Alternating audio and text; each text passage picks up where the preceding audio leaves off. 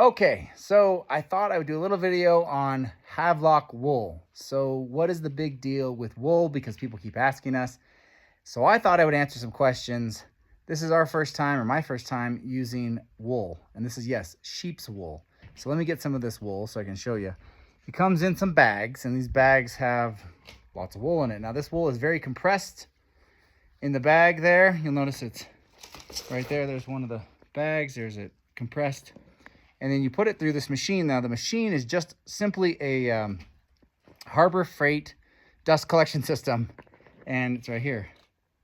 So that one comes, you can rent it. Well, it doesn't, you don't rent it essentially. You get it from the company. They send it to you. You get to keep it for a few days and you get to put your wool in.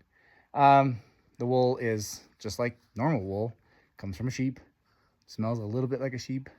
But it's awesome because you don't have to, I mean, you can touch it on your arms and your face and it doesn't feel bad like fiberglass insulation. So wool, number one, you have to put on this membrane. Well, I don't call it a membrane, it's a fabric really, and it lets the air come out when you're blowing it in. So as the air comes out, right, it pushes everything down into place. And we have staggered stud installation. So a staggered stud means that you have a 6-inch plate and you have a stud every, well, in this case on the outside it's 24 inches. On the inside, it's 16 inches. So what that does is the studs never touch the inside and they never touch the outside, so you have no thermal transfer. Now, it becomes difficult with wool because instead of 16, 16, 16, some of the studs get really close together. So because of that, we get some issues sometimes. So for example, let me show you right here. See right there where that stud, oh, right there. So that stud right there is really close together. So we filled that with some foam. And you'll notice that as you blow in, you get some on the ground. Not a big deal, but you just take that and scoop it up and stick it back in the machine. Okay, so why wool? Number one, wool resists pests. Number two, when it gets wet, it still works, just like regular wool socks. But you still will have to like dry out your space, but you can keep your wool and use it again. It doesn't mold ever. And also it can breathe with the humidity. So it will absorb moisture and dissipate moisture to keep your house one constant humidity. So we are using wool on the outside walls. It is a little bit better than fiberglass in the R value. So the R value is about 4.3, 4.8, depending on your density. And you'll notice it looks like I have some holes here, but that's just it pushing against the fabric.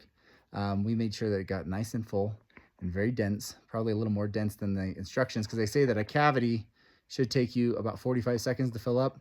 We're doing a little bit more. Anyway, and so it's a little bit better R value, all the other reasons I just talked about. Plus, it is environmentally friendly, which is awesome. You don't have the foam and potentially the off-gassing. Plus, if something does leak, it will leak through and you can see it.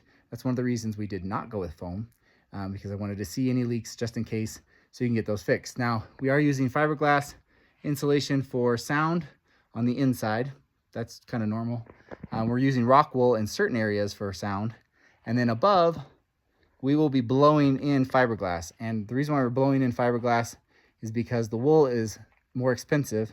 Therefore, to fill up that space up there, which is pretty big, in fact, it goes all the way down, it'd be a lot of money for wool. So comparatively speaking, wool is about half the price of foam, a little more expensive than fiberglass.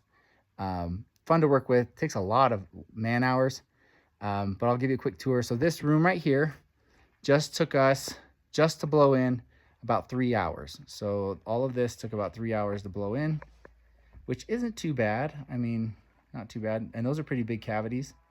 I'm gonna take you downstairs so you can see real quick the spaces that have a lot more windows and smaller areas. Those take a little bit longer. But we have done this entire house, meaning all of this that you see right here, all of this that you see right here, with fiberglass as well as wool, in about 8 days. Technically 8.5 to including today. So what that means is we were able to bust this out pretty quick. We had some helpers. You'll notice up there is our rock wool. Got a little bit chunky up there, but that's all right. And we used fiberglass interior and wool on the exterior. So just to kind of give you an idea of how that looks from the outside, if you don't have sheetrock in and you don't have sheathing on, you actually have to use plastic. And so we use some plastic on the outside just to hold it in place until they get the sheetrock on.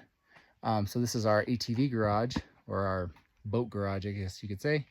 And those are all walls that would be to the interior. We did fiberglass bat up on top. This is our blown in that will go in the roof, in the ceiling. And anyway, so it's turning out really well. It takes a while. It's quite a bit of work, but I think it'll be very rewarding when you get all the benefits of the wool, and you get to enjoy the sound isolation as well as super cozy nights. So anyway, hope that helps.